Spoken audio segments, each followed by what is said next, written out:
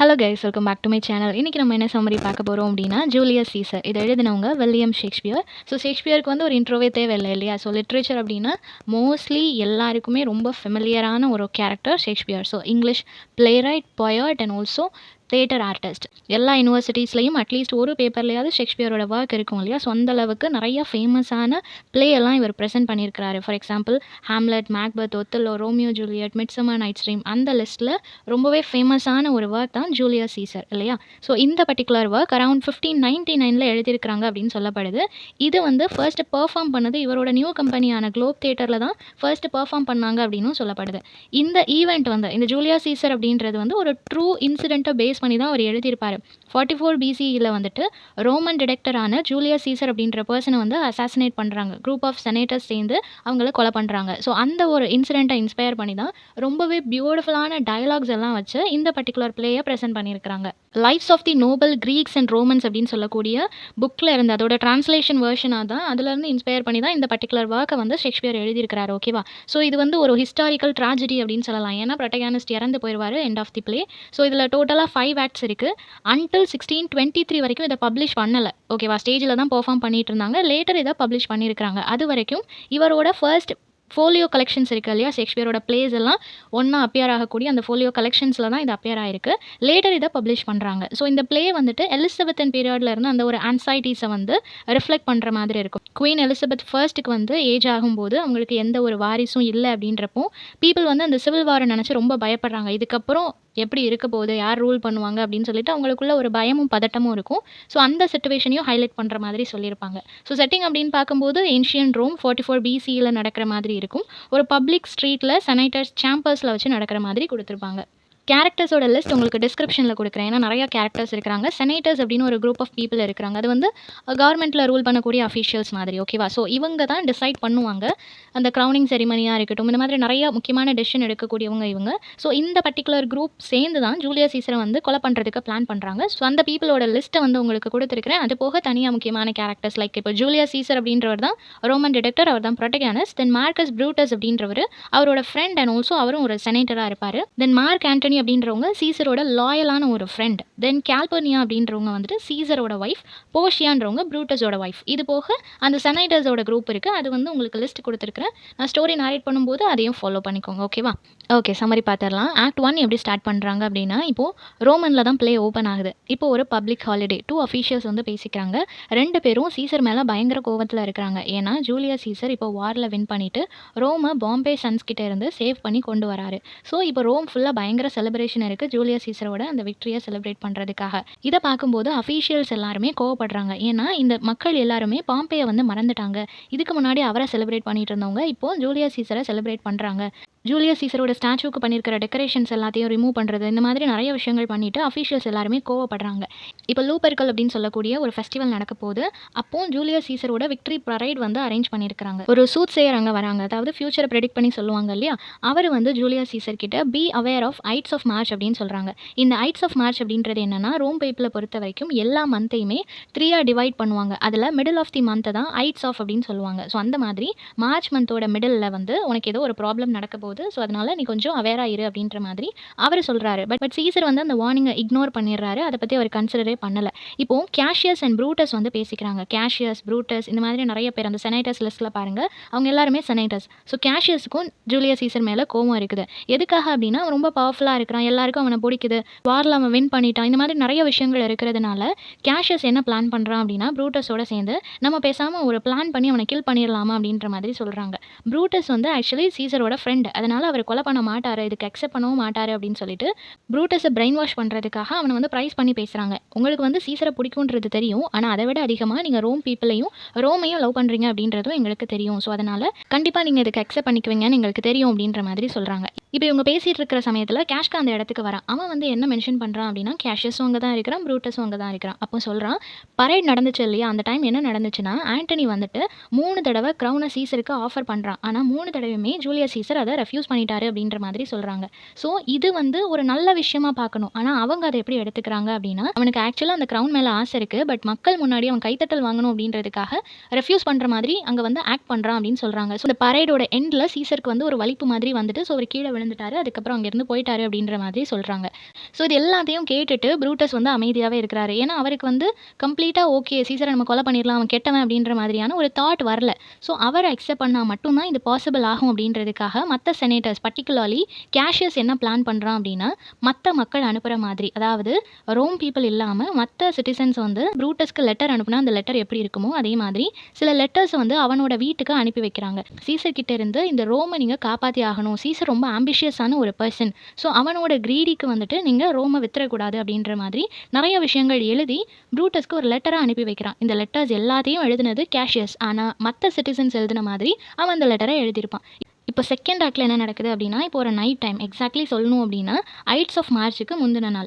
So March 15க்கு முந்தின நாள் March 14 அப்போ ப்ரூட்டஸ் வந்து அவனோட வீட்டில் இந்த கார்டனில் சுற்றிட்டு இருக்கிறான். ஏன்னா அவனுக்கு தூக்கம் வரல, நிறைய விஷயங்களை யோசிச்சுட்டே இருக்கிறான். சீசர் வந்து கெட்டவன் கிடையாது, ஆனால் அவன் கிங்காக மாறிட்டான்னா ரொம்ப ஆம்பிஷியஸாக கிரீடியாக அவன் மாறிடுவானோ, ரொம்ப மோசமான ஒரு ஆட்சி முறை இருக்குமோ அப்படின்ட்டு அவனுக்கு நிறைய யோசனைகள் வந்து போகுது. ஸோ கடைசி அவன் என்ன முடிவு பண்ணுறான் அப்படின்னா, சரி ஓகே நான் வந்து ரோமை வந்து சேவ் பண்ணியே ஆகணும், ரோமை ஒரு கெட்டவன் கையில் நான் கொடுத்துடக்கூடாது அப்படின்றதுக்காக ப்ரூட்டஸும் இப்போ சீசரை கொலை பண்ணலாம் அப்படின்னு சொல்லி முடிவு பண்ணிட்டான். ஸோ இப்போ அவன் அந்த லெட்டர்ஸ் எல்லாத்தையும் கலெக்ட் பண்ணிட்டான். லெட்டர்ஸில் சொன்ன விஷயம், செனேட்டர் சொன்ன விஷயம் எல்லாத்தையும் யோசிச்சு ரோம்காக மட்டும் ரோமை வந்து ஒரு சேஃபான கிங் கையில் கொடுக்கணும் அப்படின்றதுக்காக அவனை கொலை பண்ணுறதுக்காக ப்ரூட்டஸும் அக்செப்ட் பண்ணிக்கிட்டான். இப்போ போர்ஷியா ப்ரூட்டஸோட ஒய்ஃப் இருக்கிறாங்க இல்லையா, அவங்க வந்து நோட்டீஸ் பண்ணுறாங்க ப்ரூட்டஸ் வந்து ஏதோ ஒரு விஷயத்தை நினச்சி அவர் ரொம்ப கவலைப்பட்டுட்டு இருக்கிறாரு அப்படின்னு சொல்லிட்டு அவர்கிட்ட ரொம்ப பெக் பண்ணி கேட்குறாங்க, தயவு செஞ்சு என்ன விஷயம்னு என்கிட்ட சொல்லுங்கள், நான் உங்களுக்கு சஜஷன் கொடுக்குறேன் அப்படின்னு சொன்ன உடனே ப்ரூட்டஸ் வந்து கண்டிப்பாக நான் உனக்கு லேட்டர் அதை வந்து இன்ஃபார்ம் பண்ணுறேன், பட் இப்போ என்கிட்ட கேட்காத அப்படின்ற மாதிரி சொல்லிட்டு போயிட்டாரு. ஸோ அந்த குரூப் ஆஃப் செனேட்டர்ஸ் அவங்கள தான் கான்ஸ்பிரேட்டர்ஸ்னு கொடுத்துருக்காங்க. ஸோ விச் மீன்ஸ் அந்த சதி பண்ணி அவனை கொலை பண்ணுற அந்த குரூப், ஓகேவா. ஸோ கேஷியஸ், கஸ்கா, ப்ரூட்டஸ், சின்னா இந்த மாதிரி நிறைய பேர் ஒன்றா சேர்றாங்க. அவங்க எல்லாரும் சேர்ந்து இப்போ ப்ரூட்டஸோட ஹவுஸில் அவங்க கேதர் ஆகிறாங்க, பிளான் பண்ணுறாங்க எப்படி நம்ம சீசரை கொலை பண்ண போகிறோம் அப்படின்னு சொல்லிட்டு பிளான் பண்ணுறாங்க. பிளானிங் முடிச்சு நெக்ஸ்ட் டே அந்த மிடில் ஆஃப் தி மந்தில் வந்து மார்ச் 15 அன்னைக்கு நம்ம அவனை கொலை பண்ண போகிறோம் அப்படின்ற மாதிரி டிசைட் பண்ணிட்டாங்க. பட் அவங்க பிளான் பண்ணும்போதே ப்ரூட்டஸ் வந்து ஆண்டனியை நம்ம கில் பண்ண வேண்டாம் அப்படின்றத சொல்கிறாரு. சீசர் அண்ட் ஆல்சோ ஆண்டனி ரெண்டு பேருமே பெஸ்ட் ஃப்ரெண்ட்ஸ். ஆனால் சீசர் வந்து கிங் ஆகிட்டான்னா ரோம்க்கு வந்து அது சேஃப் இல்லை அப்படின்றதுனால தான் நம்ம அவனை கொலை பண்ண போகிறோம். பட் ஆண்டனி இதில் சம்மந்தம் இல்லை, ஸோ அவனை எதுவும் பண்ண வேண்டாம் அப்படின்ற மாதிரி ப்ரூட்டஸ் வந்து சொல்லிட்டான். ஸோ இவங்களும் அக்செப்ட் பண்ணிக்கிறாங்க. ஸோ இது ஒரு ஆனர் கில்லிங் அப்படின்ற மாதிரி அவங்களே டிசைட் பண்ணிவிட்டு சீசரை கொலை பண்ணுறதுக்கு பிளான் பண்ணியாச்சு. இப்போது சீசரோட வீட்டில் என்ன நடக்குது அப்படின்னா, சீசரோட ஒய்ஃபுக்கு ஒரு பேட் ட்ரீம் ஒன்று வருது. அதில் அவங்க என்ன பார்க்குறாங்க அப்படின்னா, சீசரோட ஸ்டாச்சுவிலேருந்து பயங்கரமாக ப்ளீட் ஆகிற மாதிரி, அந்த ப்ளீட் ஆகிற பிளட்டை வந்துட்டு ரோமன் பீப்புள் எல்லார் கையிலையும் படுற மாதிரி அவங்களோட கை எல்லாத்தையும் அவங்க கழுவுற மாதிரி ஒரு ட்ரீமை வந்துட்டு இவங்க பார்க்குறாங்க. அதை பார்த்த உடனே அவங்க பெக் பண்ணுறாங்க சீசர் கிட்ட, நீங்கள் தயவு செஞ்சு எங்கேயும் போக வேண்டாம், முக்கியமாக செனேட்டுக்கு நீங்கள் போக வேண்டாம், ஏதோ தப்பாக படுது அப்படின்ற மாதிரி சொல்கிறாங்க. ஸோ சீசருமே சரி ஓகே ஒய்ஃப் சொல்கிறாளே அப்படின்னு சொல்லிட்டு வீட்லேயே அவன் இருந்துடுறான். பட் டீஷியஸ் ப்ரூட்டஸ் வந்து அவன் இன்னும் வரலையே அப்படின்னு சொல்லி அவனை தேடி வீட்டுக்கு வரான். வீட்டுக்கு வந்து என்ன சொல்கிறான் அப்படின்னா, இந்த மாதிரி கனவுலாம் கண்டாங்க, ஸோ போக வேண்டாம் அப்படின்ற மாதிரி அவங்க சில விஷயங்கள் டிஸ்கஸ் பண்ணும்போது அதுக்கு ப்ரூட்டஸ் என்ன சொல்கிறான் அப்படின்னா, இது ஒரு குட் சைன் தானே, பிளட் வந்துச்சு அப்படின்னா அதையே நீங்கள் தப்பாக நினைக்கிறீங்க, நீங்கள் வந்து ரோம்க்கே ஒரு லைஃப் கொடுக்க போகிறவங்க, ரோமோட ஸ்ட்ரென்த்தே நீங்கள் தான், ஸோ அந்த பிளட் அண்ட் ஃப்ளெஷ்ஷாக நீங்கள் தான் இருக்கிறீங்க, அப்படி இருக்கும்போது நீங்கள் ஏன் தப்பாக நினைக்கிறீங்க, ஸோ செனேட்டில் வந்துட்டு உங்களுக்கு க்ரௌன் பண்ணணும் அப்படின்னு சொல்லி ஆசைப்படுறாங்க, ஸோ நீங்கள் வாங்க அப்படின்னு சொன்ன உடனே இவரும் அக்செப்ட் பண்ணிக்கிறாரு.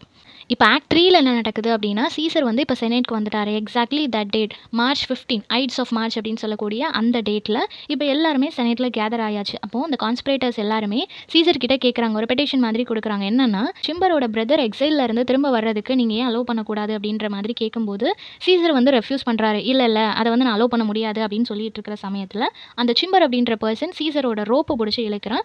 கஸ்கா பின்னாடி இருந்து வந்து சீசரை ஸ்டாப் பண்ணிடுறான். ஸோ இதை வந்து அவன் எதிர்பார்க்கவே இல்லை. சடனாக அவன் ஸ்டாப் பண்ணதும் அவன் திரும்புறதுக்குள்ள எல்லா கான்ஸ்பிரேட்டர்ஸும் ஒன் பை ஒன் அவனை பயங்கரமாக ஸ்டாப் பண்ணுறாங்க. கடைசியாக ப்ரூட்டஸும் சீசரை வந்து ஸ்டாப் பண்ணுறான். ஸோ ப்ரூட்டஸை பார்த்த உடனே the famous line YouTube Brutus அப்படின்றத சீசர் கேட்டுட்டு இறந்து போகிறாரு.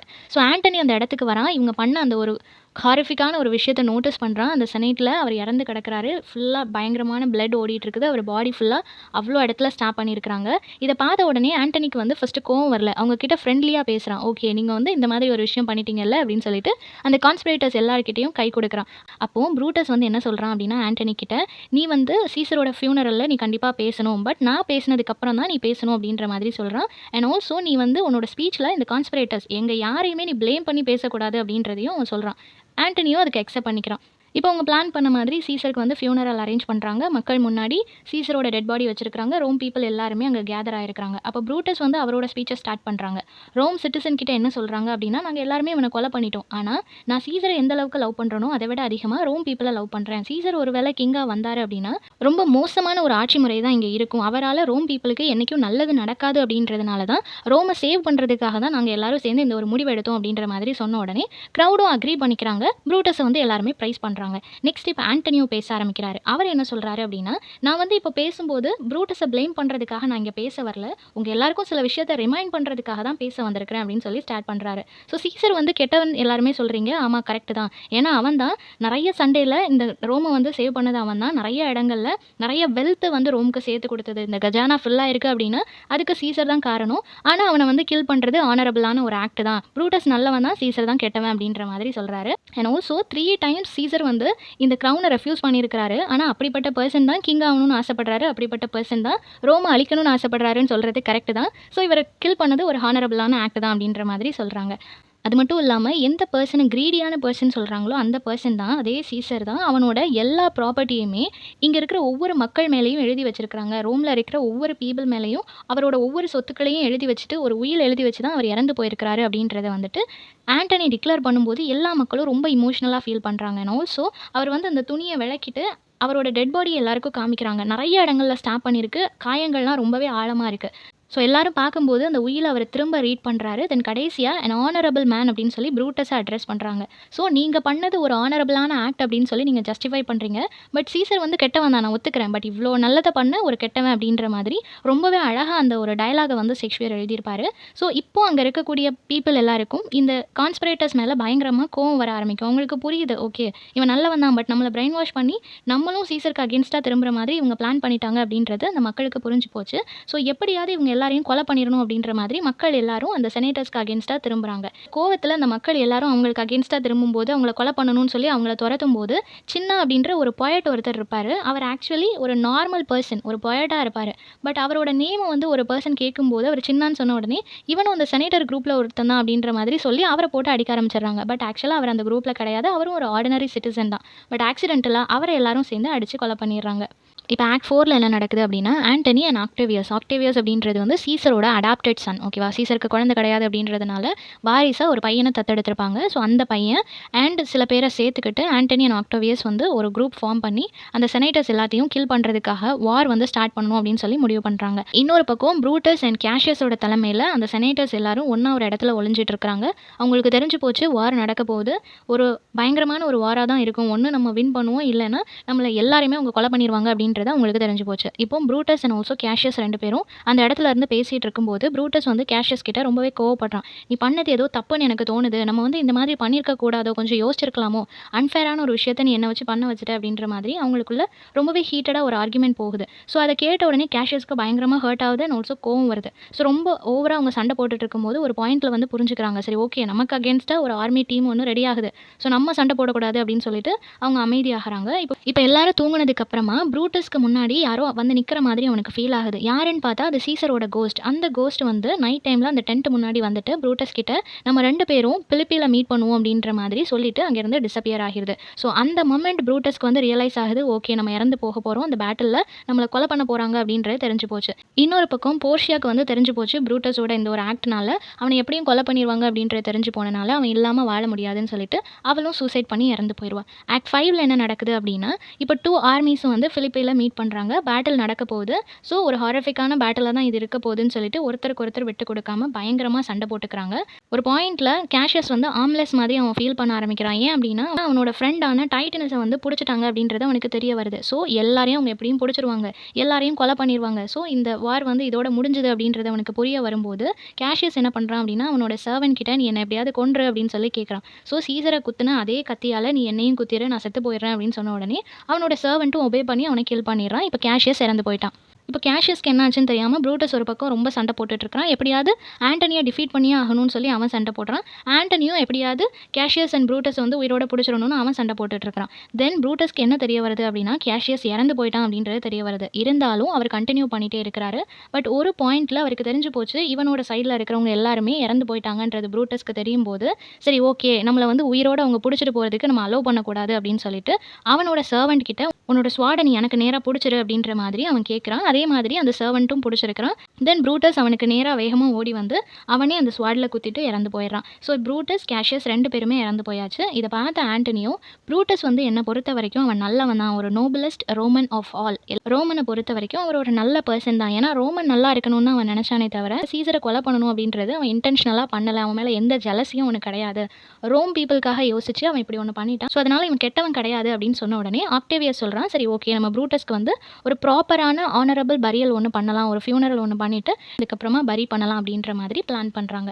ஸோ இதோட இந்த ப்ளே வந்து முடியுது. ஸோ ஒரு விஷயத்தை நம்ம மிஸ் அண்டர்ஸ்டாண்ட் பண்ணிக்கிறதுனாலையும் அதை பற்றி டீப்பாக அனலைஸ் பண்ணாமல் ஒரு முடிவு எடுக்கிறதுனாலையும் என்ன மாதிரியான கான்சிக்வன்சஸ்லாம் நம்ம ஃபேஸ் பண்ண வேண்டியது இருக்கும் அப்படின்றத ரொம்பவே எக்ஸலண்ட்டான டயலாக்ஸ் அண்ட் சீக்வன்ஸோட ரொம்பவே பியூட்டிஃபுல்லாக ஷேக்ஸ்பியர் அப்போவே எக்ஸ்பிளைன் பண்ணியிருக்காரு. ஸோ இந்த சம்மரி எல்லாருக்கும் புரிஞ்சிருக்கும்னு நினைக்கிறேன். நெக்ஸ்ட் என்ன டாப்பிக்கில் வீடியோ போடலாம்னு சொல்லி கமெண்ட் பண்ணுங்கள். தேங்க்யூ ஃபார் வாட்சிங்.